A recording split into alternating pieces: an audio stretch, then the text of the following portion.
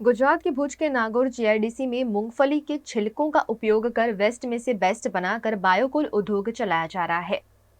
भुज के नागौर में कल्पेश सोरठिया द्वारा 3 एकड़ में फैक्ट्री की स्थापना कर मूंगफली, लकड़ी का भूसा और राई के छिलके का इस्तेमाल कर बायोकोल तैयार किया जा रहा है। कल्पेश द्वारा किसानों द्वारा फेंक दिए जाते छिलकों को एकत्रित कर मशीन में पिलिंग कर गोल आकार वाले बायोकोल यानी ठोस ईंधन में परिवर्तित किया जाता है। यह ईंधन फैक्ट्रीज में इस्तेमाल होता है। इस बायोकोल की खासियत यह है कि कोयले से यह हिट अधिक देता है। इससे प्रदूषण नहीं होता है, इसकी राख कम होती है और किसानों द्वारा फेंक दिए जाने वाले कचरे का सही इस्तेमाल हो रहा है, जिसके चलते बायोकोल की डिमांड बढ़ रही है। इस उद्योग से अनेक लोग रोजगार प्राप्त कर रहे हैं, जिसके चलते बायोकोल सही अर्थों में वेस्ट से बेस्ट बना है।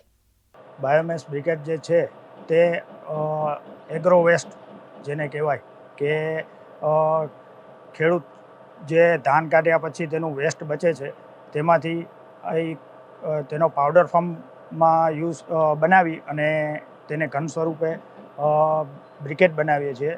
બ્રિકેટનો મોસ્ટ ઓફલી યુઝ ફાર્માસ્યુટિકલ કંપનીઝ અને પાવર પ્લાન્ટ તથા કેમિકલ કંપનીઝમાં થાય છે, જેનું સીધું ફાયદો પર્યાવરણને થાય છે।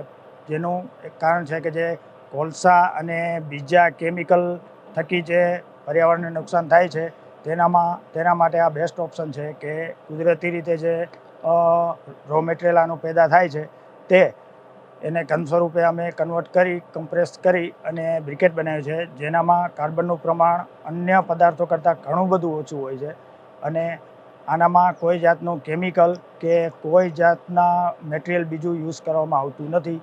આનામાં પર્યાવરણને ફાયદો થાય છે એનું કારણ છે કે આ એક એગ્રોવેસ્ટ જે વસ્તુ છે તે જમીનમાં ઉગતી હોય છે, મતલબ કુદરતી જ છે અને આનામાં કોઈ જાતના કેમિકલ કે અન્ય કોઈ પદાર્થ એડ કરવામાં આવતો નથી।